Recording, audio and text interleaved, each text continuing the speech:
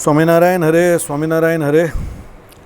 તારીખ આજે 30 જૂન 2024. આપણે આ રવિવારના અનુક્રમમાં વેદસ્તુતિ જોઈએ છે.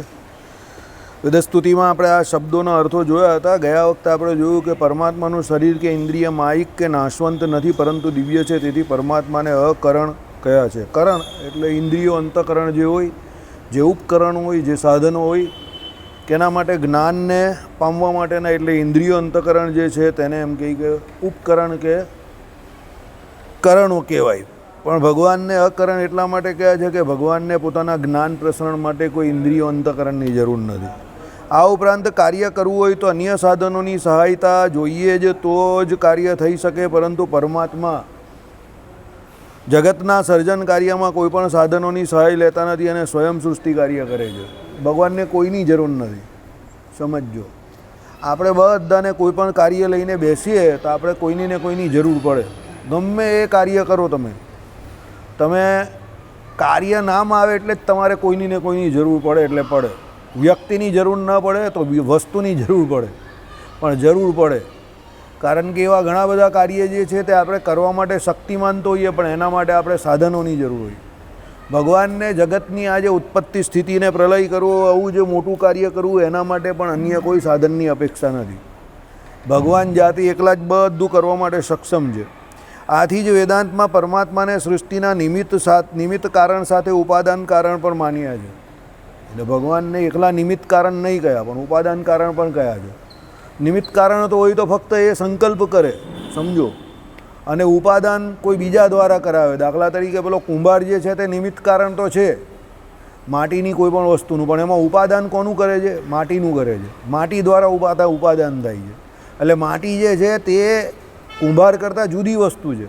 એટલે માટી ન હોય કે પછી પેલો ચાકડો ન હોય, એની ઉપર એ કોઈ પણ પ્રકારના વાસણો કે ઘાટ ઘડી શકતો નથી. એટલે કુંભારને એનું કાર્ય કરવા માટે બીજી વસ્તુઓની જરૂર છે. પેલો ચાકડો હોય તો એની જરૂર પડે છે, માટીની જરૂર પડે છે, લાકડીની સૂટીની જરૂર પડે છે, પાણીની જરૂર પડે છે. આ બધી વસ્તુઓ ભેગી થાય અને છેલ્લે રંગ, કલર, ઘેરું કહીએ ને એના દ્વારા એ કોઈ પણ વસ્તુ બનાવે, આકાર આપે, પાણીથી એનો ઘાટ ગળે, એને માટીને ઢીલી પાડે અને પછી એનો આકાર આપીને એને ભઠ્ઠામાં તપાવે. પછી એ વસ્તુ એનો ઓરિજિનલ રંગ પકડે, પછી એ કામમાં આવે. એટલે કુંભાર પોતે ફક્ત ને ફક્ત નિમિત્ત કારણ બન્યો એ વસ્તુ બનાવવામાં. ઉપાદાન કારણ બીજા છે અને એને વિશે સહાયકારી કારણ પણ છે. સહાયકારી કારણ શું? ઉપાદાન કારણ તો માટી થઈ કે માટી દ્વારા બધું ઉપાદાન થયું, સમજો. પણ સહાયકારી કારણ કોણ? તો પેલો ચાકડો જે કહ્યો તે, પછી પેલી લાકડી જે કહ્યો, દંડ જે કહી તે, પછી પાણી કહ્યું તે. આ બધા સહાયકારી કારણ છે. કારણ કે એ બધા સહાયકારી કારણોની સહાય લઈને કુંભાર કોઈ પણ રીતે માટીમાંથી વાસણો કે બીજી કોઈ પણ વસ્તુ બનાવી શકે છે. કુંભાર પોતે જાતે માટી નથી બની શકતો, કે કુંભાર પોતે છે તે કોઈ પણ વસ્તુ નથી બનતું, સમજો. પણ ભગવાન તો પોતે પોતાના શરીર દ્વારા, જીવ અને માયા દ્વારા, પોતે પોતાના દ્વારા એટલે પોતાના માયા અને જીવ દ્વારા, જે એ ભગવાનની જ શક્તિ છે, સમજો. એ કોઈ બીજાની શક્તિ નથી, પણ એ ભગવાનની પોતાની જ શક્તિ છે. ભગવાન જ એના શરીરી છે. એટલે ભગવાન પોતાના શરીર દ્વારા જ ઉપાદાન કરે છે. ભગવાનનું શરીર શું છે? જીવ અને માયા બંને ભગવાનનું શરીર છે. એટલે સૃષ્ટિ કાર્યમાં ભગવાન પોતે ફક્ત એકલા નિમિત્ત કારણ નથી, પણ ઉપાદાન કારણ પણ પોતે જ બને છે, એવું કહ્યું. બીજું શું કહ્યું? તેથી કાળ, પુરુષ, પ્રકૃતિ વગેરે કરણ એટલે સાધનો વિના પણ પરમાત્મા સૃષ્ટિ કરી શકે છે, સર્જન કરી શકે છે. અને તેથી પણ પરમાત્માને એટલે બે ઢરકાઓને છૂટા પાડને અને કે પતાવી દેવું, દુકાન બંધ કરી દો હવે. ઓ મનસુખભાઈ, મફતની દુકાન બંધ કરો, લોહી પીશે લોકો તમારું ખાલી. તો તમને ખોટા હિમોગ્લોબિનના બાટલા ચડાવવા પડશે, હોસ્પિટલ દાખલ કરવા પડશે મફતમાં. આપણે ત્યારે મફતની વસ્તુ આપવાની, હવે લોકો બહુ લોહી પી જાય. હા, આપણું મંદિરે જ એવું છે. તમે આપો મફતમાં તો પણ કંઈ કેમ આપ્યું, કોને આપ્યું, કોને છપાવ્યું, કામ મળે છે. બીજી બે જોઈએ તો ક્યાં કોપી મળે? અરે તું એક લઈને જાની ભાઈ, અહીંયાથી કાટલું માદું ગાય છે. બહુ લોહી પી જાય આપણે ત્યાં લોકો, વગર ફોકટમાં લોહી પી જાય. એટલે આપણે ત્યાં મફતની સેવા કરવા બેસવાનું જ નહીં કોઈ દિવસ. પેલો એકમાં રાજી થાય જ નહીં ને, બીજું કામ મળશે. મારા પપ્પા માટે જોઈએ, મમ્મી માટે જોઈએ, બા માટે જોઈએ, બાપા માટે જોઈએ, મારા મિત્રને જોઈએ, બધાને જ જોઈએ. એને તરત લાવ, જલ્દી લાવ, ગરમ લાવ, મફતનું લાવ, બીજું ક્યાંથી મળે એવું લાવ. બરાબર. એટલે અહીંયા તો બહુ લોહી પીવાના ધંધા છે. એટલે આવી કોઈ સેવા કરવાની જ નહીં. રસ્તામાં જે જ્યાં પડેલું છે એને છોડીને ચાલ્યા જ જવાનું. તેરા તુચકો અર્પણ, મેરા ક્યાં લાગે મેરા એ કરતાં નીકળી જવાનું ત્યાંથી. ચાલો. એટલે કાળ છે, પુરુષ છે, માયા જે છે, પ્રકૃતિ જે કંઈ કરનો સાધન, એની કંઈ ભગવાનને જરૂર નથી એકચ્યુઅલી. ભગવાન ધારે તો એના વગર પણ સૃષ્ટિ કરી શકે છે. સમજો, બરાબર, એ કેપેબલ છે. પણ ભગવાન આ તો શું છે કે ભાઈ આપણા વિશિષ્ટા દ્વૈત વેદાંત પ્રમાણે જીવ ઈશ્વરને માયા ત્રણ તત્વોને અનાદિ માનેલા છે. એટલે એ ઈશ્વર અને માયા એના દ્વારા ભગવાન આ શું છે એ બંને દ્વારા ઉપાદાન કરે, પોતાનું શરીર છે એમ. બાકી ભગવાનને કોઈની જરૂર નથી, સમજીને રહેજો. કારણ કે કોઈની જરૂર હોય તમે સમજો તો એટલું ભગવાનમાં શું આવી ગયું, સામર્થ્યમાં ઉણપ આવી ગઈ. એટલી ભગવાનના મહાત્મયમાં, ભગવાનની સામર્થ્યમાં, ભગવાનની શક્તિમાં ઉછેપ આવી ગઈ કે ભાઈ ભગવાન સિવાય ભગવાનને કોઈ બીજાની જરૂર છે કાર્ય કરવા માટે. પછી તમે એ જીવને લેવું કે માયાને લેવું કે બીજા કોઈને પણ લેવું, કાળને લેવું, સમજો તો એવું થઈ જાય કે ભગવાન પોતે સક્ષમ નથી. એટલે આ બધા જે કંઈ છે એનો કંઈ ને કંઈ રોલ બને છે આમાં. એવું નથી. ભગવાન તો આ બધાને પોતપોતાના હિસાબે સ્વતંત્રપણે શક્તિ આપે છે, સામર્થ્ય આપે છે અને કાર્ય કરવા માટે ભગવાન જ પોતે એ લોકોને કાર્યક્ષમતા આપે છે. સમજજો. એટલે ભગવાનની ઈચ્છાથી એ લોકો આ કાર્યમાં જોડાય છે. સમજજો. એ પણ કોઈ સ્વતંત્ર નથી. કાળ પણ સ્વતંત્ર નથી કે માયા પણ સ્વતંત્ર નથી અને જીવ પણ સ્વતંત્ર નથી. સ્વતંત્ર ફક્ત ને ફક્ત પરમાત્મા છે. અને પેલા બધા જે ભગવાન જોડે જોડાય છે તે ભગવાનની ઈચ્છાથી ભગવાન જેમ જોડે એમ જોડાય છે. સમજજો, બરાબર. એટલે એ લોકો પોતે કંઈ કરી નહીં શકતા અને એ લોકોને કામ કરાવવું જ એવું પણ જરૂરી નથી. સમજજો. આ તો ભગવાન કામ કરાવે છે એટલે કરી રહેલા છે લોકોને ભગવાન કરાવે છે એમ. એટલે એવું નથી કે એના વગર કામ ન થાય. સમજજો, બરાબર. એટલે કોઈ એવું માનતું હોય કે ભાઈ ભગવાનને જીવને માયાની જરૂર તો પડી જ ને તો જ સૃષ્ટિ થઈ ને, નહીં તો સૃષ્ટિ કેવી રીતે થાય એના વગર. ભગવાનને કોઈની જરૂર નથી. ભગવાનને ચિદાકાશની પણ જરૂર નથી. ભગવાને કહ્યું એ પ્રમાણે કે આખા અનંત કોટી બ્રહ્માંડને ધારવાને એનો આધાર ચિદાકાશ ને ચિદાકાશનો આધાર અમે એમ કહીએ કે આખા ચિદાકાશ કે અક્ષરધામ વગર પણ આખા એમ કહીએ કે બધાને આખા દુનિયાને આખા 14 લોકના બ્રહ્માંડને અને અનંત કોટી બ્રહ્માંડને બધાને ધારવા માટે ભગવાન સમર્થ છે. અક્ષરધામ ન હોય તો પણ એમ કે મુક્તોને ને બધાને ધારવા ભગવાન સમર્થ છે. સમજજો. પણ એ તો ભગવાને પોતે પોતાના હિસાબે કોઈ સામર્થ્યવાન પુરુષ હોય આ લોકને વિશે, કોઈ ધની માણસ હોય તો એ શું કરે? તો ભાઈ ગાડી રાખે, બંગલા રાખે, નોકર રાખે, ચાકર રાખે, ડ્રાઈવર રાખે, આ બધાને રાખે ને. સમજો. કેમ રાખે? સમજો. તો એની ફેસિલિટી માટે રાખે. બરાબર. કારણ કે એ સામર્થ્યવાન છે તો પછી એ પૈસા વાપરે. પછી એ પૈસા જ નહીં વાપરતો હોય તો એનું સામર્થ્ય કંઈ કામનું નથી. એટલે હું તમને બધાને કહું કે તમારી પાસે ભગવાને જે પણ કોઈ વસ્તુનું સામર્થ્ય આપેલું હોય તો એ સામર્થ્યનો ઉપયોગ કરી લેજો. આંખ બંધ થશે એટલે તમારું સામર્થ્ય બધું અહીંયા ને અહીંયા ધરુકું ધરું રહી જશે. એટલે રૂપિયા, પૈસા, ધન દોલત હોય તો એને બરાબર વાપરજો, સત્કર્મમાં વાપરજો. અને તમને એવું લાગે કે આ વસ્તુની જરૂર છે તો એ વસ્તુ લઈ જ લેવાની. પછી કંજુસાઈ નહીં કરતા. સમજો. બધે એકા બગડા ગણવા જશો ને તો બધા એકડા બગડા અહીંયા જ રહી જશે તમારા ને તમે નીકળી જશો. આંખ બંધ થઈ જાય ધડામ દઈને. હમણાં કેટલા મરી ગયા. તમે કોરોના પછી જો ફટાફટ લોકો એવી રીતે મરી જાય છે, અડધી રાત્રે જ પોટ થઈ જાય છે. બરાબર. એટલે જે કોઈ સાધન તમને ભગવાને આપેલા છે એનો ઉપયોગ કરો. અને ન હોય તો એની ઓછપ પણ નહીં માનવાની. મોજથી જીવો, આનંદથી જીવો. સમજો. જે નથી એની ઉણપ નહીં માનવાની અને જે છે એનો ઉપયોગ કરો. સમજો. કારણ કે તમને જે કંઈ ભગવાને આપેલું છે એ પૂર્વના તમારા કર્મને અનુસારે આપેલું છે. પછી તમે ન વાપરો તેમાં તમારો વાંક છે, બીજા કોઈનો વાંક નથી. બરાબર. એટલે તમારે એનો ઉપયોગ કેવી રીતે કરવો એ તમારા હાથમાં છે. સમજો. પછી તમે એને પકડીને બેસી રહેવું તો કંઈ થવાનું નથી. એ ધન હોય કે સંપત્તિ હોય કે સામર્થ્ય હોય કે તમારી પાસે રહેલા ઉપકરણ હોય. બરાબર. તમે કોઈ પણ ઇલેક્ટ્રોનિક વસ્તુ ઘરમાં લાવીને મૂકી રાખો, ન વાપરો, શું થશે છેલ્લે? કંઈ નહીં, ડેડ થઈ જશે, શોર્ટ થઈ જશે. તમને એમ કે તમે એને નહીં વાપરીને એને સંગ્રહ રાખી મૂક્યો તો સંગ્રહ કરી રાખી, એ શું કામમાં આવી? કંઈ કામમાં નહીં આવી. મારા મિત્રના એક ફાધર અહીંયા હતા, તે કહેતા હતા ઘરમાં ઘોડો લાવ્યો શું કામ? તમે ઘરમાં ઘોડો લાવો તો લાવો શું કામ? તો ચલાવવા માટે લાવો. પછી એ ઘોડાને તમે તબેલામાં બાંધી રાખો ને એને ચણા ખવડાવો, એને તેલ ઘસો, એને આ કરો તે કરો, પણ એનું કોઈ ઉપયોગમાં જ નહીં લેવું, તો એ ગોળાને તો મજા આવી જાય કે આ સારું છે. સમજી ગયા? એટલે ઘરમાં ગોળો લાવેલો હોય તેનો ગોળાનો ઉપયોગ કરવાનો હોય, પછી એને પછી શોભાની ગાંઠિયાની જેમ રાખી નહીં મૂકવાનું. સમજો? એટલે થોડી જીગર રાખવાની. પૈસા રૂપિયા હોય ભગવાને દીધા હોય તો એને વાપરવાની થોડીક જીગર રાખવાની, સત્કર્મ કરવાના, સુકૃત કરવાના. જેને જરૂરી હોય એ એની પાછળ થોડું ઘણું તન મન ધનથી ઘસાવવું પડે તો ઘસાઈ છૂટવાનું. એમાં કંઈ તમે એની ઉપર ઉપકાર નહીં કરી રહેલા, તમે એના માટે જે કંઈ કરો છો તમારી ઉપર ઉપકાર કરો છો. તમે કોઈને મદદ કરીને બીજાને ઉપકાર નહીં કરતા, યાદ રાખજો. તમે તમારી યાદ પર જ ઉપકાર કરો છો. સમજો? કેમ? તમે એને દેવ છો, એનાથી તમારું સુકૃત વધે છે. એટલે કાલે ઉઠીને એ જ તમને તમારા સુકૃતના ફળ રૂપે ગમે ત્યાં પ્રાપ્ત થશે. આઈડિયા આવી ગયો? આપણા જીવનમાં અત્યારે જે ઉણપ છે તે કેમ ઉણપ છે? એ ઉણપનું કારણ એ છે કે આપણે એક ક્ષેત્રમાં કોઈ પણ પ્રકારના સુકૃત કે કાર્ય કર્યા નથી, એટલે એ ઉણપ છે. એટલે જ્યારે હાથમાં પેલો કહે ને ગન હોય તો એનો ઉપયોગ કરી નાખવાનો. સમજો? રોહિત શર્માની જેમ કે ભાઈ 16મી ઓવર બુમરાહને આપી દેવાની ને 18મી પણ આપી જ દેવાની. પછી એ 20મીની રાહ જોઈને બેસે તો મેચ જ પૂરી થઈ ગઈ હોય ને કપ આફ્રિકા ઘરે લઈને ચાલ્યું ગયું હોય. પાકિસ્તાનની જેમ પાકિસ્તાનવાળા એ જ વિચાર કર્યા કરે, 20વી દેંગે 20વી દેંગે, 20 સુધી મેચ તો ચલાવું પહેલાં અક્કલ. એટલે તમારી પાસે જે કોઈ રિસોર્સિસ હોય, સંસાધનો હોય તેનો ઉપયોગ કરો. સંશોધન થયા કેના માટે છે? સંસાધનો માટે. તો સંસાધનો કેના માટે હોય? ઉપયોગ માટે હોય. સમજો? ભાઈ તમે એનો ઉપયોગ નહીં કરો, અગરબત્તી કરવાના છે એની, બરાબર? એ તો બધું શોર્ટ થઈ જાય સમયે કરીને. આમાં શું આવ્યું? કાર્ય માયાનું કેવું છે?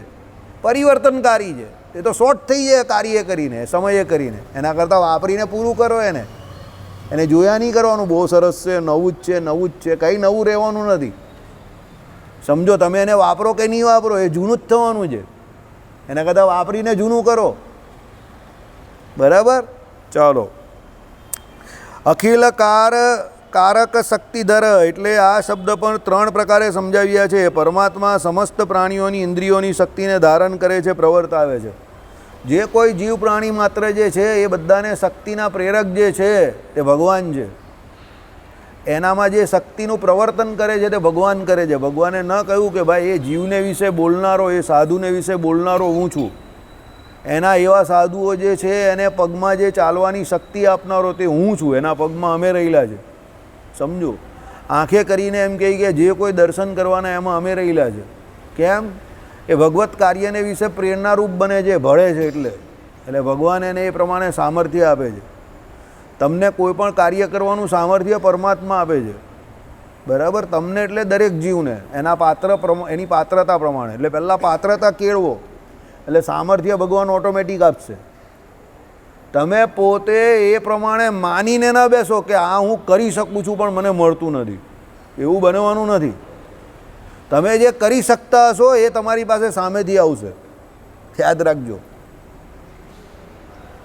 એટલે જે આપણે એમ માનીએ છીએ કે આ કામ હું કરી શકું છું પણ મને મળતું નથી, તો એ યાદ રાખજો કે તમારી હજુ એ કાર્યને વિશે પૂરેપૂરી પાત્રતા નહીં થઈ. તમારી લાયકાત નથી હજુ. સમજો? તમારી પાત્રતા થશે તો એ વસ્તુ ભલે નિર્જીવ છે તમારી પાસે આવશે. તમારા સુકૃતને કારણે એ તમારી પાસે આવશે. બરાબર? એવા સંજોગો ઘડાશે કે તમને એ જગ્યા પર બેસાડી દેવામાં આવશે, એ કામ તમારી પાસે કરાવવામાં આવશે. પણ તમારામાં પાત્રતા ન હશે તો તમને એ કામ ન જ થશે. સમજજો? બરાબર? અત્યારે બહુ કોંગ્રેસવાળા ખુશ થાય જ ને 99 સીટ આવી તો. બરાબર? બહુ ખુશ થાય જ ને બધા કે ભાઈ રાહુલ ગાંધી પાછો પરફોર્મન્સ આપી દીધો. થોડોક સમય જવા દો, પછી તમને હું કહેવા કેમ છે. આઈડિયા આવી ગયો? કેમ? પાત્રતા વગર કોઈ પણ વસ્તુની પ્રાપ્તતા નહીં થતી. એના જીવનમાં આમ ઝિગઝેગ ગ્રાફ થયા કરે પણ આમ સીધું નહીં જાય મોદી સાહેબની જેમ. આઈડિયા આવી ગયો? એનામાં જે દિવસે પાત્રતા આવશે તે દિવસે થઈ જશે. પણ પાત્રતા હજુ પણ નથી આવી એનામાં. સમજો? એટલે પાછા ભાઈ પડવાના જ છે. સમજી ગયા? 4 દિન કી ચાંદની ફિર વહી અંધેરી રાત જેવું છે આ. બરાબર? ચાલો. અહીં કારક એટલે મન, બુદ્ધિ, નેત્ર, શ્રોત્રાદિ ઇન્દ્રિયો. આ બધી કારક છે. કારક શક્તિ, કાર્ય કરવાની શક્તિ આપે એ કારક કહેવાય. જેના દ્વારા કાર્ય થાય એ કારક કહેવાય. આપણે જન્મકુંડળી જોતા હોય એમાં અમુક કારક ગ્રહ કયા હોય. દરેક કુંડળીના કારક ગ્રહ આવે, સમજો. દરેક લગ્નમાં એક કારક ગ્રહ આવે. હવે એ ગ્રહને રિલેટેડ તમે જે કંઈ કરો તો એનાથી તમને એ કુંડળીની ઉર્જા એ ગ્રહમાં રહેલી હોય, સમજો. બરાબર? એટલે બધા જે હોય એ બધા વ્યક્તિનું એ અલગ અલગ હોય પાછું. એટલે એનો એ ગ્રહ જો કુંડળીને વિશે મજબૂત રીતે બેઠેલો હોય તો એનો પ્લસ પોઈન્ટ થઈ જાય. દરેક 12 વાર લગ્નમાં અલગ અલગ ગ્રહ જે હોય એનાથી એક ગ્રહ એનો એવો કારક ગ્રહ હોય. એ ગ્રહ એને મજબૂતાઈ પ્રદાન કરતો હોય. એના દ્વારા એનું બધું ચાલતું હોય, આખું ખાતું જ ચાલતું હોય. બરાબર? એટલે બધામાં અલગ અલગ હોય પાછું, સમજો. દાખલા તરીકે કન્યા લગ્નવાળા હોય તો એનામાં બુધ હોય મેઇન. બરાબર? મિથુન લગ્નવાળા હોય કદાચ તેનામાં શુક્ર હોય, એવું હોય. હવે એ શુક્ર એની કુંડળીમાં કાં બેઠો છે એ જોવાનું હોય. બરાબર? હવે આ લોકો કર્ક લગ્નવાળા હોય તો કર્કનો ગુરુ ઊંચનો કહેવાય. પણ કર્ક લગ્નમાં પહેલો ગુરુ બેઠેલો હોય તો એ સસ્થેશ થઈ ગયો, એટલે છઠ્ઠા સ્થાનનો માલિક થઈ ગયો. તો છઠ્ઠું સ્થાન કોનું છે? તો ખાડાનું સ્થાન છે. છઠ્ઠું, આઠમું ખાડો છે, ત્રીજું. તો એ સસ્થેશ થઈને પહેલે બેઠો છે. તો એ કર્કનો ગુરુ હોવા છતાં, પહેલાં સ્થાનમાં બેઠો હોવા છતાં એ વ્યક્તિને જીવનમાં બહુ મોટું સુખ નહીં મળે. એટલે તમે જોજો, કર્કનો ગુરુ પહેલો બેઠો હોય તો આમ ટેકનિકલી એવું કહેવાય કે ગુરુ પહેલાં બેઠેલો છે જાતકના પહેલાં સ્થાનમાં જ, અને કર્કનો ઊંચનો બેઠેલો છે. તો એવું લાગે કે ભાઈ આ જાતક તો રાજા જેવો હોવો જોઈએ, પણ હકીકતમાં એના જીવનમાં રાજા જેવું ન હોય જો બીજા ગ્રહ ફેવરેબલ ના બેઠા હોય તો. કેમ? એ સસ્થેશ છે, છઠ્ઠાનો માલિક છે, એટલે ખાડાનો માલિક છે. ઉલટું થાય એનાથી એના જીવનમાં ઉતાર ચઢાવ વધારે આવે, કારણ કે એ છઠ્ઠાનો માલિક છે ને, ખાડાનો. એટલે મનીષભાઈ સમજી ગયો, એ છઠ્ઠાનો માલિક છે. એટલે બાકી આમ ટેકનિકલી કોઈ જોઈ તો કહો બહુ મસ્તું છે, પણ એવું નહીં થાય. કેમ ન થાય? આ પ્રમાણે કારક શક્તિ. એટલે અહીંયા ભગવાન એ કહે છે કે કારક શક્તિ. કારક શક્તિ એટલે શું? જેનામાં કાર્ય કરવાની શક્તિ રહી છે, જેનામાં મુખ્ય ઉર્જા રહી છે. દરેક જગ્યા પર એવું હોય, સમજો. તમારા ઘરમાં આખું ટીમવર્ક ચાલતું હોય કે ભાઈ આ સુનિલભાઈ છે તો એના ઘરમાં કોણ છે? તો એ ભાઈ છે, એમનો બીજો ભાઈ છે, એમના પત્ની છે, એમના બે એટલે છોકરા છોકરી છે, પછી એના ભાઈના જે કંઈ હશે તે પ્રમાણે હશે, સમજો. તો આ બધા જે કોઈ હોય એમાં એક કે બે વ્યક્તિ એવો હોય કે જે ઘરના કારક હોય. કારક એટલે એમાં કાર્ય કરવાની ક્ષમતા હોય, અને એના દ્વારા આખું ફેમિલી જે હોય તો ચાલતું હોય. અને એની સાથે અમુક બાધક પણ હોય. પાછા કુંડળીમાં પણ બાધક આવે, તેમ ઘરમાં પણ અમુક બાધક હોય. એ તમે કોઈ પણ કામ કરવા જાઓ એટલે રીસાઈ જાય. દાખલા તરીકે ફોઈ ને માસી કે ફૂવા. તમારા ઘરમાં લગ્ન હોય એટલે ફૂવો પહેલો ફૂવો કા માસો હોય ને એ પહેલો રીસાઈલો જોઈ જોજો, કા કાકો. એટલે તમારે એને મનાવવા જવાનો કંકોત્રી લઈને પહેલાં કે આવજો મારે ત્યાં. એટલે એ આમ કરીને આંખું જોશે, મોઢું પેલી બાજુ જોઈને દક્ષિણ દિશામાં મોઢું રાખીને આમ ઊભો રહેશે. હું નથી આવવાનો એમ કરીને એ વાંકો જ ચાલશે. બરાબર? એ દરેકના ઘરમાં આ બાધક કહેવાય, સમજો. આઈડિયા આવ્યો? એક કારક હોય ને એક બાધક હોય. કારક એટલે કાર્ય કરવાની ઉર્જા આવે, સમજો. આ લોકોના ઘરમાં પણ એક કારક છે, આ લોકોને એક બાધક પણ છે એ લોકોને ત્યાં, સમજો. એ મારે નામ નથી આપવું, પણ એ હોય. એને ખબર છે, એને હસવાની કોઈ જરૂર નથી. એવું તમારે ત્યાં પણ હશે જ કોઈ ને કોઈ. બરાબર? તારે ત્યાં પણ હોય ને મારે ત્યાં, બધાને ત્યાં હોય એવા. કારણ કે એ તમે ટીમમાં હોવ ને, જો આપણા મંડળમાં પણ એવા હોય, અમુક કારક હોય ને અમુક બાધક હોય જે દરેક જગ્યા પર. એ નેચર છે, એ પ્રકૃતિ છે. એમાં હસવાની વાત કંઈ નથી, એ પ્રકૃતિ છે, સમજો. આ બધું દુનિયામાં ઘણું બધું શીખવાનું છે. તમે શું ક્યાંથી લેવું છો બહુ જરૂરી છે. આ બધું બેલેન્સ કરે ભગવાન. દાખલા તરીકે જસપ્રીત બુમરાહ તો એ ઇન્ડિયાનો કારક છે, ગમે ત્યારે આવે એટલે વિકેટ લઈ આપે જ, સમજો. બરાબર? પણ અમુક બાધક બી હોય, એક ઓવરમાં 22 રન આપી દે એવા. એટલે એ બાધક થઈ જાય, લોકોને ટેન્શનમાં લાવી દે. સમજ પડી ગઈ તમને? આઈડિયા આવી ગયો? એટલે બાધક અને કારક દરેક જગ્યા પર હોય. આપણા ઘરમાં પણ હોય. તમારો છોકરો હોય ઘણી વખત તો એ કારક થઈને આવેલો હોય, પણ પછી કોઈ બીજો કોઈના ત્યાં હોય તો પેલો અમારો કમલેશ લાલબાલ કે એ પ્રમાણે શું કહે કે ભાઈ મારો એક છોકરો 25નું કામ કરે, બીજો 25નું કરે ને ત્રીજો 25 બચાવે છે. તો આપણે કહીએ બચાવે છે એટલે કઈ રીતે બચાવે છે? તે કંઈ પહેલાં કામ કરતો હતો તો 25 દર મહિને નુકસાન કરીને આવતો હતો, હવે કંઈ નહીં કરતો એટલે મારા 25 બચે જ ને. બહુ ખતરનાક માણસ છે આપણી પાસે દુનિયામાં બધા. એટલે અમે એમ કહીએ કે એ દર મહિને કામ ન્યાય કરીને અમારા 25 બચાવે છે, એટલે એ બચાવેલા કહેવાય, સમજો. એટલે દુનિયામાં દરેક માણસ કમાય એવું જરૂરી નથી. જો એ કંઈ ન કરે ને ખાલી તમારા નુકસાન ન કરે તો એ એના માટે બરાબર જ ને તમારા માટે બરાબર, તો એ બાધક નહીં થતો. એ કંઈ કરવા જશે તો બાધક થઈ જશે, સમજજો. કારણ કે દરેક વ્યક્તિ કારક ન બની શકે, એ કરવા જાય તો બી બાધક થઈ જાય, સમજ્યા. એટલે અહીંયા ભગવાન કહે છે કે ભાઈ આ પ્રમાણે કારક કોણ છે? આખા અનંતકોટી બ્રહ્માંડના ભગવાન પોતે છે. કેમ?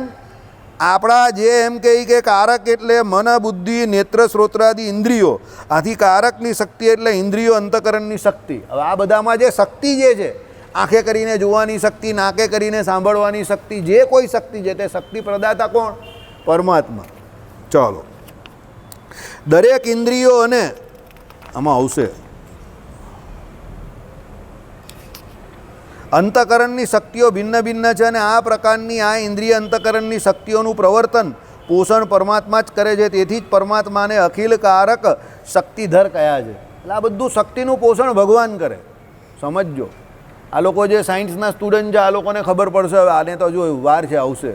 શું આવશે? શક્તિ કોઈ દિવસ ઉત્પન્ન કરી શકાતી નથી. એનું શું થાય? ટ્રાન્સફોર્મેશન થાય. ટ્રાન્સફોર્મેશન એટલે એકમાંથી બીજામાં એનું રૂપાંતરણ થાય, સમજો. હવે તમે દાખલા તરીકે સમજો કે આપણે કોઈ વસ્તુ હતી તેને ઉચકીને બહાર ફેંકી દીધી ને વેસ્ટ બનાવી દીધી. તો એ વેસ્ટ વસ્તુમાંથી કોઈ બીજાએ કંઈક ઉપાર્જન કર્યું ને બનાવ્યું. તો એ શું કર્યું? એણે ટ્રાન્સફોર્મેશન કર્યું, એને બદલી.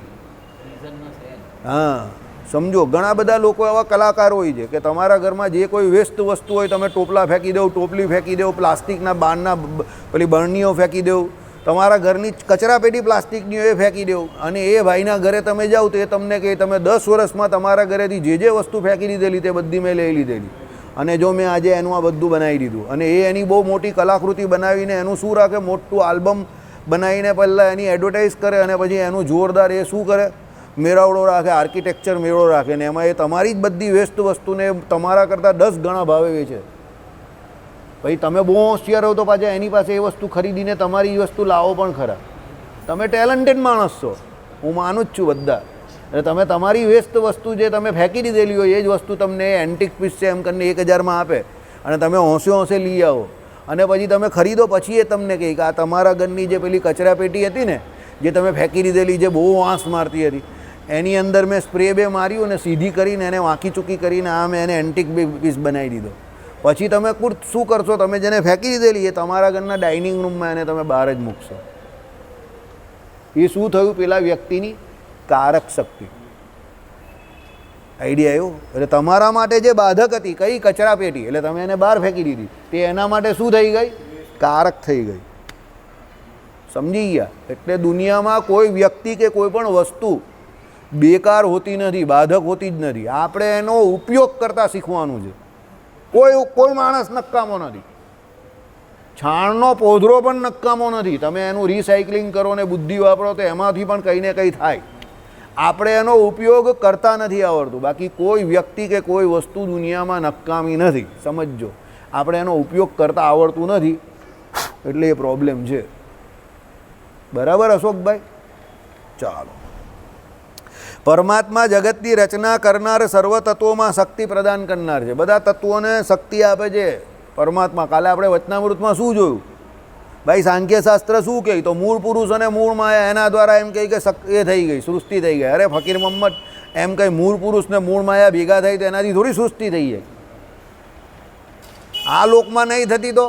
પણ એમાં એ શક્તિ આપનાર કોણ છે? તો એ ભગવાન છે. ક્ષેત્રજ્ઞ એવા વાસુદેવ ભગવાન, એમણે પ્રવેશ કર્યો ત્યારે વિરાટ નારાયણ પોતાના ઇન્દ્રિયો અંતકરણ હતા તો પણ એનું દેહ ઉઠાવવા માટે શક્તિમાન ન થયો. ભાઈ ભગવાને પ્રવેશ કર્યો એટલે એનું કાર્ય કરવા માટે સમર્થ થયો. ઇન્દ્રિયો અંતકરણ હતા તો પણ.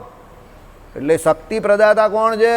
ભગવાન છે. પેલી હિન્દી પિક્ચરમાં તમે નહીં જોતા હોય પેલા હીરોને બહુ માર પડે એટલે છેલ્લે બૂમ નહીં પાડે, જેને માનતો હોય એને એ ભગવાન મુજે શક્તિ દો કરીને શક્તિ દો. પછી આમ ઉપર બધે કંઈ વીજળીના કડાકા ભડાકા થાય, મંદિરમાં ઘંટા નાદ થાય ને બધું થાય, આમ ધૂમ ધડાકા થાય, બરાબર. વરસાદ પડે ને પેલામાં ઓટોમેટિક કંઈ શક્તિ આવી જાય. સમજી ગયા? આ પિક્ચરમાં જ આવે ચાલી. મારી પાસે કોઈ દિવસ હોય તો આવતી જ નથી. બાકી મારે બી 2-4 જય સ્વામિનારાયણ આવતી નથી આલીબામાં. મેં તો એ તો બહુ વાર બૂમ પાડી આમ કરીને રસ્તામાં લોકો મારે ફોટોગ્રાફી પણ કરી જાય છે, પણ પછી કંઈ થતું નથી. પછી હું કહું કંઈ થયું નથી ભાઈ, તો ખાલી કરું છું. ઊભો થઈને ગાડી ચાલુ કરીને ચાલ્યો જાઉં છું, બરાબર. લોકોને થાય કે આનામાં કંઈ એવું આવશે હમણાં, પણ કંઈ આવે નહીં. પછી આપણે એમ કહીએ તો ખાલી એક્ટિંગ કરું છું એમ કરીને ચાલ્યા જવાનું ખંખેરીને.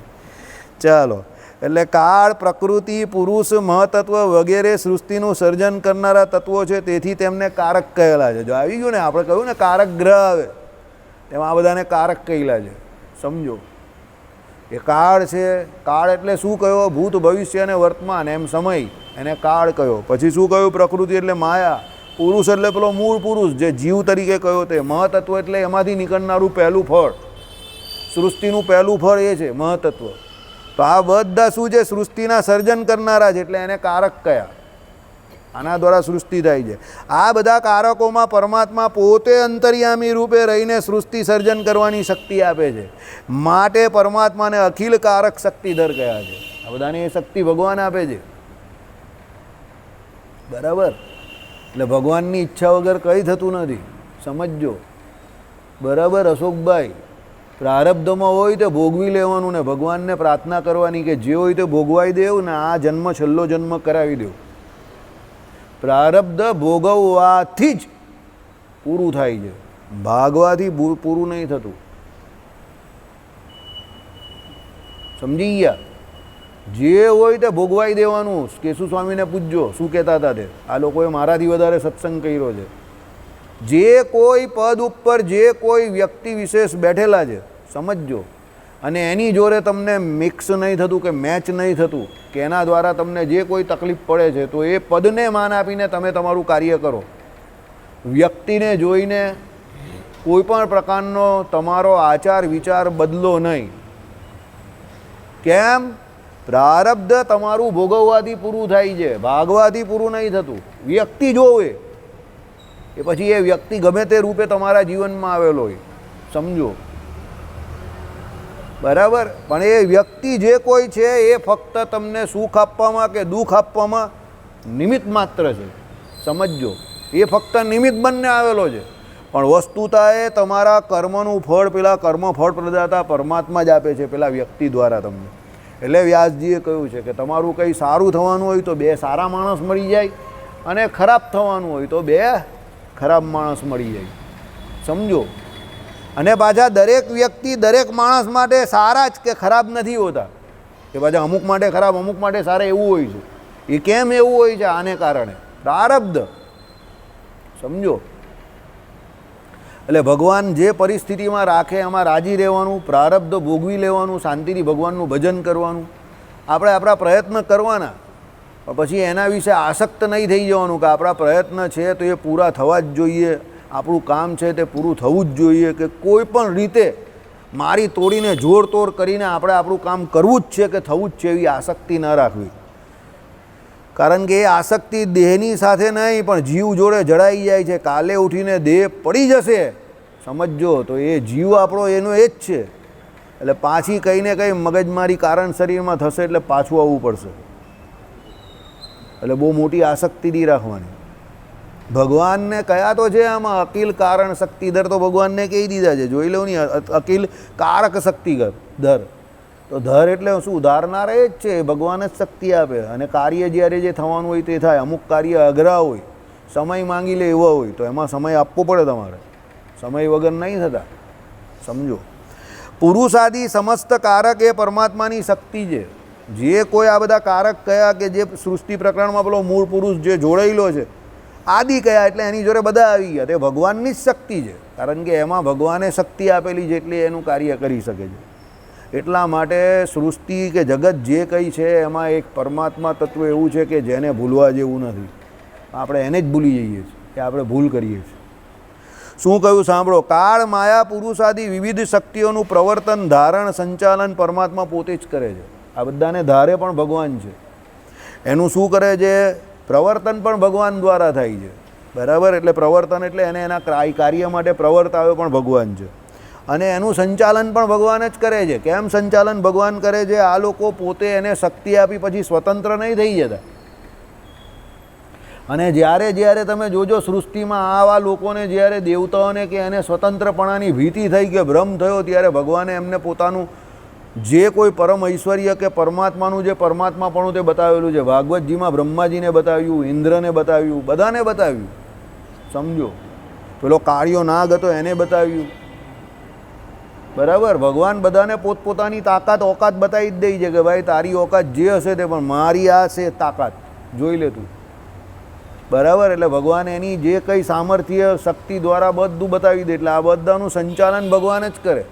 પણ આ જીવ છે એવો ને કે ભગવાન એને જરા સામર્થ્ય આપે એટલે પેલો સીધો બૂટની અંદર કે ચપ્પલની અંદર સીધી હવા ભરાઈ જાય ને એ ભાઈ મેં ઉડ રહા હું, મેં ગુબ્બારા બન ગયા હું, એમ કરીને હવામાં ઉડતો થઈ જાય. સમજી ગયા? એટલે એ ભગવાન એને એવો વહેમ દઈ જાય કે એ સ્વતંત્ર છે, પણ હકીકતમાં એ સ્વતંત્ર નથી. બરાબર?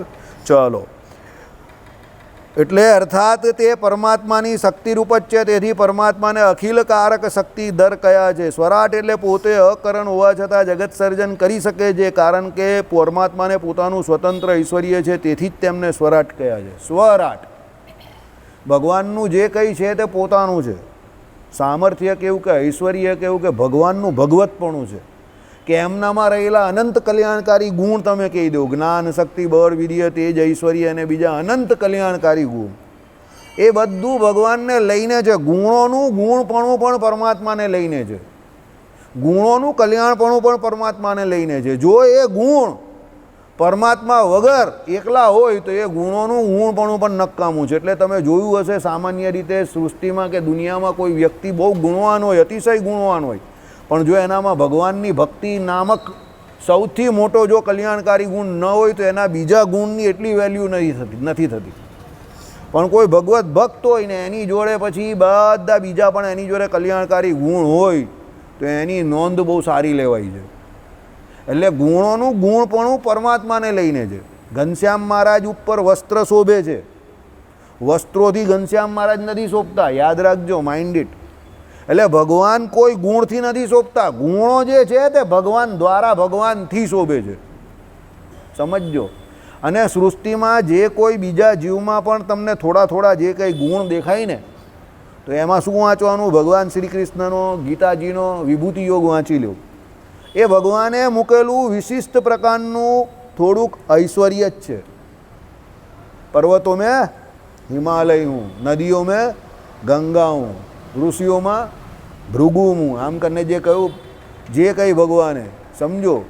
તો એ બધા જેનું જેનું ભગવાને નામ દીધું તેમાં જે વિશેષ પ્રકારે ભગવાને જે ધારણ સામર્થ્ય કે ઐશ્વર્ય સામર્થ્ય આપ્યું તે ભગવાને આપેલું છે. એટલે પેલા લોકોમાં બીજા કરતાં વધારે સામર્થ્ય તમને દેખાય છે, પણ એ ભગવાને આપેલું છે. એટલે ભગવાને એવું કહ્યું કે આમાં હું છું એમ. એટલે અહીંયા ભગવાને કહ્યું કે ભાઈ કાળ હોય કે માયા હોય કે પુરુષ હોય કે બીજા જે કોઈ છે તેમનામાં જે કંઈ શક્તિ સામર્થ્ય તમને દેખાય છે તે મૂળભૂત કોની છે? તો ભગવાનની છે. એટલે સબ તેરા લેકિન હુકુમ મેરા. બરાબર? બધું છેલ્લે ભગવાનનું જ ચાલે છે, ભગવાનનું જ ધાર્યું બધું થાય છે. બરાબર? ચાલો, આ બાબતે એક ઉદાહરણ દ્વારા સમજાવવામાં આવી છે. જે રીતે નાના વેપારીઓ મોટા વેપારી પાસેથી થોડું ધન કે થોડી વ્યવહારિક બુદ્ધિ પ્રાપ્ત કરીને તેની મદદથી ઉદ્યોગ કરે છે, તે રીતે આ પુરુષ વગેરે જગત કરતાઓ પરમાત્મા પાસેથી જ શક્તિ મેળવે છે. નાના વેપારી હોય, ટ્રેડર, તે બધા શું હોય? મોટા મોટા મેન્યુફેક્ચરર હોય કે મોટા મોટા જે કોઈ એમ કહે કે શું હોય, હોલસેલર હોય, એની પાસેથી માલ લઈને પછી પોતપોતાના હિસાબે દુકાનમાં ધંધો કરતા હોય. સમજો. હવે વેપારી તો બંને કહેવાય, પણ પેલો નાનો વેપારી છે એટલે એના જેટલો નાનો ધંધો કરે છે, પેલો મોટો વેપારી છે તો એની પાસે એના નાના વેપારી જેવા કેટલા બધા વેપારીઓ હશે. બરાબર? આપણે દાખલા તરીકે તમે કોઈ આ મોટા શોરૂમમાં જાઓ તો શોરૂમમાં તમને કેટલા બધા કપડાં દેખાય, તો તમને એવું લાગે કે ઓહ, શોરૂમમાં કેટલા બધા કપડાં છે. પછી અમારા જેવા કોઈ જગ્યા પર કામ કરતા જ હોઈએ અને આઈડિયા કરતા હોય ને આખી ફેક્ટરીમાં જ કામ કરતા હોઈએ તો ત્યાં તમે જાઓ તો તમે તો ચક્કરમાં આવી જાઓ, પણ અહીંયા તો કેટલા બધા શર્ટ છે. અમારી પાસે ત્યાં એવું હતું કે જે શર્ટ નહીં વેચાતા હોય, સમજો, એ શર્ટનો એટલો મોટો સ્ટોક હોય કે એને કેવી રીતે વેચવા એના માટે મગજ ચલાવવું પડતું હતું. કારણ કે પ્રોડક્શન નહીં અટકાવાય તમારાથી. પ્રોડક્શન ત્યાં ઓટો સિસ્ટમમાં હોય. કારણ કે પ્રોડક્શન અટકાવો તો કારીગર ભાગી જાય, એને રોજના પૈસા નહીં મળે. તો કારીગર ભાગી જાય તો તેજીમાં ધંધો કઈ રીતે થાય? એટલે તમારે એને રોજે રોજનું કામ આપવા માટે પણ પ્રોડક્શન તો કરવું જ પડે. હવે પ્રોડક્શન તમે કર્યું તો એવું તો જરૂરી નથી કે 100 શર્ટ બનાવ્યા તો 100 શર્ટ વેચાઈ જ જાય. 2-4 તો એવા હોય ને કે જે ન વેચાય, પણ 2-4 ઘણા બધા હોય. તો પછી એના માટે બધી સ્કીમો લાવવી પડે કે ભાઈ 2 શર્ટ ફ્રી, 2 શર્ટ ફ્રી, આ બધું ફ્રી રાખવું પડે, સમજો. હવે એ ફ્રીમાં જે માલ જવાનો હોય એ પહેલેથી વિચારીને એ લોટ નીકળે ત્યારે ઓરિજિનલ પ્રાઇસ જે છે તે અમે ટેગ કરીએ. તમે સમજ્યા? દાખલા તરીકે અમે એક લોટમાં 10,000 શર્ટ બનાવ્યા તો અમે એવું ધારીને ચાલીએ કે આમાંથી અમારા 3-4 હજાર શર્ટ નથી વેચાવાના, એને છેલ્લે સ્કીમમાં વેચવાના છે. એટલે અમે એક એવો ભાવ મૂકીએ 10,000નો કે એમાંથી 6,000 શર્ટ અમારા વેચાઈ જાય તો પણ અમારા ઘરમાં પૈસા આવી જાય, અમને નુકસાન નહીં થાય, અમે નફામાં જોઈએ, સમજો. આઈડિયા આવી ગયો? બાકીના 4,000 શર્ટ છે એમાંથી અમે 2,000 શર્ટે 2,000 શર્ટ જે છે ને તે ફ્રીમાં આપી દઈએ, સમજો. હવે લોકોને એમ કે ફ્રીમાં આપ્યા પણ અમારું કવર થઈ ગયું હોય. આઈડિયા આવી ગયો તમને? આ એવું છે કે ભાઈ ભગવાન જે છે તે નાના વેપારીઓને શક્તિ આપે, પેલો જેમ રૂપિયા પૈસા ધનનો માલ આપે તેમ ભગવાન આ કાળ છે કે પુરુષ છે કે આ બધાને જે કંઈ શક્તિ આપે છે. હા, આજા તું બી કમા જા. આપણો એક મિત્ર હતો જેવો, એ આવા નાના વેપારી હોય ને બધાને માલ ધીરતો હતો. દિવાળીમાં જ બોલાવે. મારો ખાસ ફ્રેન્ડ હતો. કોઈ પણ આવે ને એટલે હું ઊભો જ રહી આવું. પછી મને આમ હસવું આવે એટલે પછી હું ને ગોપાલ આમ ચાલ્યા જઈએ. એટલે પછી પેલાને કહે આજા પેલો કોઈ બહુ કમાના ઇસ ધંધેમાં, રેડીમેડમાં નફો સારો આમ. એટલે પેલો કોઈ બહુ કમાના ઇસ ધંધે. પેલો કે આજા તું બી કમા જા. પછી પેલો પહેલી દિવાળીએ માલ લઈ જાય ને બીજે દિવાળે એને પેલો પૂછે પછી મારી એમ કેમ છે? પેલો કહે કે वो आखिरी बार जो कुछ ले गया ₹1,00,000 का 60,000 का बिका, 40,000 का वैसा पड़ा है. ठीक है, तेरे पास 40 का पड़ा है, मेरे पास ऊपर 4 लाख का पड़ा है, चल आके देख ले, ચાલ આ જા તું બી કમા જા.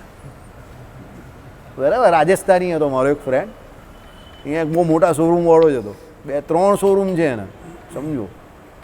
આ જેટલા તમે કહો કઈ જગ્યા પર, સિનેમા રોડ પર આ બધા જે મોટા મોટા શોરૂમ દેખાય જ ને, તો એની લાલગેટથી માંડીને આ જે સ્ટેશન સુધીમાં 7 દુકાન છે મોટી મોટી. બરાબર. એની દુકાનમાં તમે માલ જોઉં ને તમને માલ જોઈને ચક્કર આવી જાય, એટલો બધો માલ રાખે, સમજો. અને નાના નાના વેપારીઓ એને વેચવા બિંદાસ આપે. એ લઈ જા ગાંડા, તારે વાપરની તું કંઈ નહીં, એના માણસોને લઈ જા. પછી પેલો લઈ તો જાય, બરાબર, પછી ગળામાં અટકે એટલે પછી આવે પાછો શેઠ. पहले तो बिक गया लेकिन अब बिकता नहीं है, एम के लोगों को ऐसा लगता है यारों दोस्तों में बेच दूंगा, सबको ऐसा लगता है मेरे इतने फेसबुक फ्रेंड है, मेरे इतने ये फलाना फ्रेंड है, ढिमका फ्रेंड है. ये सब फ्रेंड जो होते हैं ना वो सिर्फ देखने के लिए ही होते हैं, माल बेचना है तो कोई आता वाता नहीं है कि इसके लिए सुबह से लेके शाम तक यहाँ पर बैठना पड़ता है. એટલે આવું છે, સમજી ગયા? આપણે લાગે એવું તમને બીજાના કામ સરળ જ લાગે પણ કોઈનું કોઈ કામ સરળ નથી. બરાબર. એટલે ભગવાને શું છે કે આ બધા જે કોઈ છે તે બધાને પોતાના પ્રમાણે સામર્થ્ય કે શક્તિ એ બધું આપેલું છે કાર્ય કરવા માટે, પણ ઓરિજિનલ પાવર હાઉસ કયું છે તો ભગવાન પોતે છે. ચાલો. અને જગત સર્જન કરે છે અને આથી જ તેને સમસ્ત કારક શક્તિના ધારક કહ્યા છે. એટલે ભગવાનને કારક શક્તિના ધારક કહ્યા છે. એટલે ભાઈ તમને જ્યારે પણ કોઈ શક્તિ જોઈતી હોય કોઈ કાર્ય કરવા માટે ત્યારે કોની પાસે જવાનું? ભગવાન પાસે જ જવાનું, સીધા અહીંયા જ, કે ભગવાન જ સર્વશક્તિમાન છે. બરાબર. ચાલો. બ્રહ્માદિ દેવો અને તેમને માટે પણ પૂજ્ય એવા વિશ્વ સર્જન કરનાર પ્રકૃતિ પુરુષ આદિક પરમાત્મા માટે પૂજા ઉપહાર લાવે છે. આ બધા જે કોઈ દેવી દેવતાઓ જે છે તે બધા ભગવાન માટે પૂજા ઉપહાર લાવે છે. બરાબર. એટલે એ બધા ભગવાનનું પૂજન કરે છે અને એ ભગવાનને કહે છે કે ભાઈ અમને પણ થોડું સામર્થ્ય આપો, અમને પણ થોડી શક્તિ આપો, તમે અમારા બ્રહ્માંડમાં પધારો, એમ કરીને ભગવાનને કહી છે. 55 વચનામૃત છે ને, 4થું કે 3જું કે 4થું છે, એમાં ભગવાનને કહી છે. બધા મોટા મોટા દેવો ભગવાનને બોલાવે, 4થું જ છે, સમજો. કેમ? કારણ કે એમને જે શક્તિ આપનાર છે તે ભગવાન છે. એટલે એ કહે કે ભાઈ તમે પણ અમારા લોકમાં આવો. બધા નાના વેપારી કહે નહીં શેઠ કોઈ દિવસ અમારી દુકાને પણ આવો શેઠ. બરાબર. અમારા જેવાને કહેતા હતા તો हाँ मैंने कही सेठ आप आइए हमारी दुकान पे, वैसे ही आओ कभी कभी। अरे मैं कીધું आता हूँ कभी ना कभी, मैं वो चाय तो पीता नहीं हूँ लेकिन आऊँगा, चल तेरी दुकान पे, બરાબર। એટલે કહેવાનું તાત્પર્ય શું છે, જઈએ તો ખરા, પછી આપણે બી થાય કે માલ બહુ ભરી દીધો છે ને ગોપાલ, હવે ઉલકવું પડે અહીંયાથી, આમ કરીને પછી ઉલકી જવાનું, બરાબર। માલ ભરતા તો ભરાઈ જાય, પછી એને ત્યાં વેચાય નહીં, એ નહીં નીકળા વો નહીં નીકળા, પેલો કે પછી એટલે આપણે થાય મગવાના શિયા નહીં આવે એ દડકા ઉલકો, એટલે ઉલકવું પડે પછી, બરાબર। હા એટલે બોલવાનું છે, સમજી ગયો ગોપાલ હશે। ચાલો, એટલે શું કહ્યું કે ભાઈ પરમાત્મા તે પૂજાનો સ્વીકાર કરે છે, બધાની ભગવાન પૂજા સ્વીકારે, જે કોઈ દેવી દેવતા, જે કોઈ જીવ હોય, આપણે બધા ભગવાનની કરે તે સેવા સ્વીકારે, પેલા મોટા માણસની જેમ। મારો એક મિત્ર ડૉક્ટર છે ને, તો એને હું કોઈનો પર રેફરન્સ આપું, પછી એક બે વાર જાય, પછી પેલો કહે એ તો સાહેબ મને ઓળખે છે, મેં કહું સાહેબ બહુ હોશિયાર છે, બધાને ઓળખે જ છે। આઈડિયા આવ્યો તમને? સાહેબ જાણી જોઈને બધા પેશન્ટ જોડે દોસ્તી જ કરી નાખે, એટલે પેલો પેશન્ટ બીજી વખત એની પાસે જ આવે, 3 વખત જાય એટલે પેલા પેશન્ટને શું થાય, સાહેબ મને ઓળખે છે। અરે સાહેબ તને ઓળખે જ ને ગાંડા, સાહેબ તને કેમ નહીં ઓળખે? તું જાય એટલે 600-700 રૂપિયાની ફાઇલ બનાવવાની છે, લેબોરેટરી કરાવવાની છે, તને ચેકિંગ બેકિંગ કરીને તારી પાસેથી 4-5 હજાર કમાવાના છે, અને તું 5 વર્ષમાં એકાદ વાર કદાચ કંઈ ઓપરેશન કરવા ગયો, કાં તે કોઈ 5ને બીજાને મોકલા કે સાહેબ જોડે મારા બહુ સારા સંબંધ છે, એમાંથી કંઈ સાહેબનું ઓપરેશન કરવાનું મળ્યું તો લાખ રૂપિયાનો કેસ છે, તો સાહેબ તને ઓળખે જ ને, કેમ નહીં ઓળખે? બરાબર। મારો જ મિત્ર છે ભાઈ, મેં એને કહું મેં કહું તને સાહેબ બહુ ઓળખે જ બધા સુરતમાં, તો એ બહુ હશે તે હશે કે હે, મેં કહું તને બધા ઓળખે બહુ છે, તું બહુ ઘણાનો મિત્ર છે। મેં કહું હા, એમ કે વાસુ શું કરીએ હવે, બધા જે કોઈ આવે એમ કે આપણે તો એવું જ રાખવાનું ને કે સાહેબ ઓળખે છે, બહાર જઈને ભલે ખુશ થતો ને કે આ મોટા સાહેબ મને ઓળખે છે, આપણે શું એમ કહી વર્ષના 2 કે 5 ગ્રાહક પણ એ મોકલશે તો આપણે તો ફાયદો જ છે ને, એમ કે આપણે તો ખાલી મીઠી વાત જ કરવાની જ ને, એટલે સાહેબ મને ઓળખે છે, બરાબર। એવા ઘણા માણસ છે, બરાબર। આ શું છે, જેને મોટા બનવું છે તે આવી રીતે નાનાનું પાલન પોષણ કરે, મીઠી મીઠી વાત કરીને, સમજો, માનના 2 શબ્દ બોલવાના, એટલે પેલો સામેવાળો ચડી જાય ખુશ, આ ભાઈએ મને બોલાવ્યો, પેલા ભાઈ મને બહુ માને, આ ભાઈ મને જય સ્વામિનારાયણ કરી ગયા, આ સ્વામી મને જય સ્વામિનારાયણ કરે, હું જાઉં તો મને મીઠાઈનું બોક્સ આપી દે, એ ખુશ થઈ ગયો પેલો, હાર પહેરાવે સભાની વચ્ચે, એટલે તો પેલો સીધો ઉપર ચડી જાય, પહેલે મારે બોલો નહીં સ્વામી શું કામ છે તમને, બરાબર। આઈડિયા આવી ગયો, સાહેબ મને ઓળખે છે, સ્વામી મને ઓળખે છે। હવે તો મને કોઈ આ ડાયલોગ મારે ને તો મને ને ગોપાલને બહુ હસવું આવે, બહુ મજા આવે, હા સાલા કિસ કિસ કો પહેચાનતા હૈ, બરાબર। ચાલો, એટલે શું કહ્યું કે ભાઈ વેદો આ માટે સુંદર ઉદાહરણ આપે છે કે જે રીતે ખંડિયા રાજાઓ સમ્રાટ માટે એટલે સાર્વભૌમ ચક્રવર્તી રાજા માટે કર લાવે છે, સમ્રાટ તેનો સ્વીકાર કરે છે, એ રીતે જ આપ દેવોની પૂજાનો સ્વીકાર કરો છો। દેવતાઓ પોતે પોતાના ઉપાસકો પાસેથી પોતે પણ પૂજા સામગ્રીનો સ્વીકાર કરે છે, એટલે તમે કોઈ દેવતાની પૂજા કરો તો દેવતા પછી ભગવાનની પૂજા કરે, બરાબર, બધું સરખું જ છે। એટલે તમે જે કોઈ દેવતાની પૂજા કરો તો એ પાછા એ દેવતાઓ ભગવાનની કરે, એટલે એના કરતાં તમે ડાયરેક્ટ પણ ભગવાનની કરી શકો છો, એવું નથી કે નહીં કરી શકતા, બરાબર।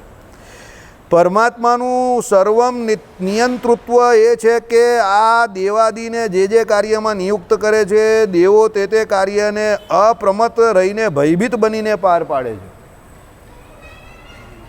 ભગવાન દેવોને જે કંઈ કામ સોંપે છે તે દેવો બધા ભયભીત થઈને અપ્રમત્ત, એટલે કોઈ પણ પ્રકારના પ્રમાદ વગર એ કાર્ય કરે છે। તમે અત્યાર સુધી તમારા જીવનમાં એક પણ દિવસ એવો ન જોયો હોય કે પૂર્વ દિશામાં સવારે એના સમય પર સૂર્યનારાયણ ના આવ્યા, તમારા દેશમાં ન દેખાતા હોય એ અલગ વાત છે, સૂર્યનારાયણ તો આવેલા જ હોય એના સમયમાં, સમજો, બરાબર।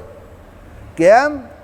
ભગવાને એમને આખા જગતને પ્રકાશમાન કરવા માટેનું શું કાર્ય આપેલું છે, રાત્રે ચંદ્ર આવી જ જાય, તિથિ વાઇસ પછી એ અલગ હોય, તો એ લોકોનો કાર્યક્રમ હોય, સમજો, એ અલગ રીતે ભાઈ તમે કહો અમાસમાં કા આવે છે, અરે એ હોય પણ એ તો ત્યારે તિરોધાન પામી જાય, અપ્રગટ હોય, સમજો। હા, રવિવારે તમને રજા નથી હોતી, બરાબર, એટલે અમાસમાં ચંદ્ર ભગવાનને પણ રજા હોય ત્યારે, ચંદ્ર દેવતાને, એટલે એ રજા પર ચાલ્યા જાય, બરાબર। ચંદ્રની કેટલી પત્નીઓ છે ખબર જ તમને? હા, 27 પત્નીઓ છે, સમજો। એટલે એની જોડે સન્ડે એને પણ એટલે અમાસમાં એ રજા પર ફરવા ચાલ્યા જાય. સમજી ગયા? હા, એ કોની? દક્ષ પ્રજાપતિની કન્યાઓ હતી. એમાં એને રોહિણી સૌથી વધારે પ્રિય હતી, એટલે બીજી બધી ફરિયાદ કરતી હતી. એટલે પછી દક્ષ પ્રજાપતિએ એને શું આપી દીધો? શ્રાપ આપી દીધો. એટલે ચંદ્ર રોહિણી નક્ષત્રમાં સૌથી વધારે ઊંચનો થઈ જાય. સમજો કેમ? એને રોહિણી બહુ પ્રિય છે. એટલે જેને રોહિણી નક્ષત્રનો ચંદ્ર હોય ને એ દુનિયા હલી જાય, તૂટી જાય, ભાંગી જાય, ગમે તે થાય, પણ એ નહીં હલે. ભગવાન શ્રી કૃષ્ણને હતો બરાબર રોહિણી નક્ષત્રનો ઊંચનો ચંદ્ર. સમજી ગયા?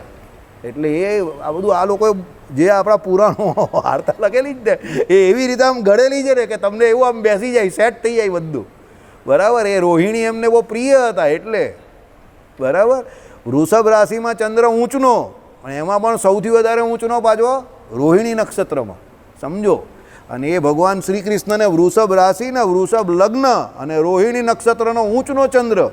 એટલે એ માણસ કોઈ પણ ગમે તે પરિસ્થિતિમાં ડગે જ નહીં. એ તો માણસ હતા જ નહીં, એ તો પુરુષોત્તમ હતા, પણ એવું બતાવ્યું એટલે કે ભાઈ આટલા બધા એના છોકરા આવ્યા અને આટલા બધા મરી ગયા અને આટલી બધી ગાંધારીએ શ્રાપ દીધો, પણ એના મોઢા પર પેલી એકદમ ક્યુટ હસી જ હસી, સ્માઇલ. બસ એ જ શ્રાપ આપ્યો, આટલું જ. યદુવંશનો નાશ, થેન્ક યુ વેરી મચ. જે કામ મારે કરવું હતું એ તમે કરી દીધું સાપે કરીને, થેન્ક યુ એમ કરીને ગાંધારીજીને ઓકે કહીને નીકળી ગયા. ધારતે તો ભગવાન શ્રાપ ના સ્વીકારતે, કાંઈ એને પણ સામે શ્રાપ આપી શકતા હતા, પણ ભગવાન કે ના, લઈ લેવા દે.